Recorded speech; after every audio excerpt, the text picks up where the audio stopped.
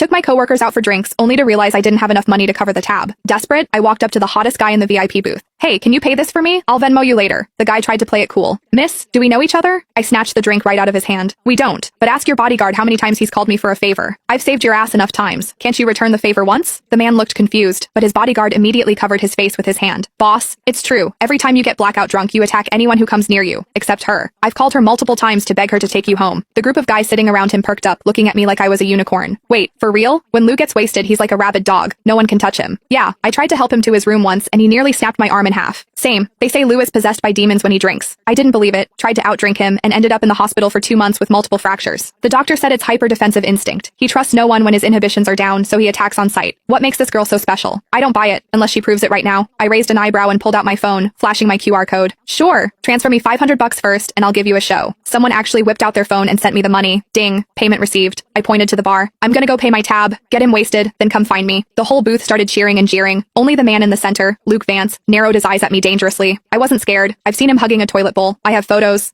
Look at him now. Sitting there like a king in his VIP booth, all elegant and refined. A total fraud. I'd already seen him at his worst. I paid the bill and sent my coworkers home. Then I walked back to the booth. Hey, I took the 500. I had to deliver the show. Luke's friends were trying their hardest to pour drinks down his throat, but Luke wasn't having it. He grabbed my wrist, dragged me out of the club, and shoved me into his Maybach. Slam. The door shut so hard the car shook, like a shaken soda bottle finally popping its cap. I rubbed my nose. Hey, it's not my fault you only trust me when you're drunk. It's annoying for me too, you know? It all started 6 months ago. I was leaving work late when I saw a guy sprawled out in the middle of the street using a city bike as a blanket. It was hilarious. Being terminally online, I had to take a video. But when I got closer, damn, what a face. Too bad he was wasted, reeking of alcohol. He was muttering about being thirsty. I took out my water bottle and poured him a cup. He was surprisingly obedient, gulping it down. I tried to wake him up. Hey, you can't sleep on the street. Where's your phone? I'll call your friends. He ignored me, snoozing away on the asphalt. I had no choice but to pat him down. Found his legs were incredibly long, like model long. I found his phone, unlocked it with Face ID, easy when they're asleep, and FaceTime D the first contact on his list. I pointed the camera at his face. Hello? This phone's owner is sleeping on the street. If you're his friend, come get him. The guy on the other end didn't even ask for a location. He just screamed, back away from him. 5 feet. Now. I thought he was worried I was going to rob the hot guy. I scoffed. Relax. I'm not interested in drunks. I'm sending you the location. Hurry up. The guy yelled again. Do not ignore me, unless you want to die. Psycho. I hung up. Then I sat on the curb to guard the guy. He decided my thigh was a better pillow than the bike. He slept like a baby under the moonlight. 10 minutes later, the friend arrived and looked at us like he was seeing a ghost. I swore. Look, I didn't touch him inappropriately. As soon as I spoke, the guy shifted. He wrapped his arms around my waist and buried his face in my stomach, treating me like a body pillow. I couldn't pry him off. I pulled his ear. Hey, wake up. Your friend is here. Let go. He didn't budge. I looked at the friend. Help me out here. I can't move his arms. The friend stood 5 feet away, refusing to move. I was pissed. Why are you just standing there? He said. I don't want to die. Me. What? The guy explained he wasn't a friend, but a bodyguard. He pulled his car up, parking exactly 5 feet away. You have to get him into the car. Are you sick? He's your boss, not mine.